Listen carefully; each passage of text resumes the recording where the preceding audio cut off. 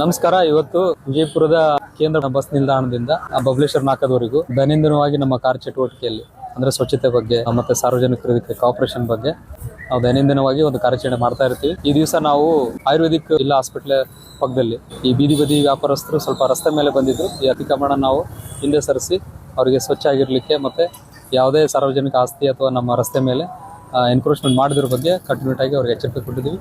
ಈ ಹಿಂದೆ ಹೇಳಿದ್ವಿ, ಈಗಾಗಲೇ ಅವ್ರು ಕೇಳಿದಿರೋರಿಗೆ ದಂಡ ಸಹ ಇವತ್ತು ವಿಧಿಸಿದ್ದೀವಿ. ಇದು ಈ ಕಾರ್ಯಾಚರಣೆ ಪ್ರತಿದಿನ ನಡೀತಾ ಇರ್ತೈತಿ. ಈ ಮೂಲಕ ಈ ಒಂದು ಮೀಡಿಯಾ ಮಾಧ್ಯಮ ಮೂಲಕ ನಾವು ಸಾರ್ವಜನಿಕರಿಗೆ ವಿನಂತಿ ಮಾಡೋದೇನೆಂದರೆ, ನೀವು ನಿಮ್ಮ ಮನೆ ಮುಂದೆ ಮತ್ತು ನಿಮ್ಮ ಆವರಣ ಸ್ವಚ್ಛವಾಗಿಟ್ಕೊಡ್ರಿ.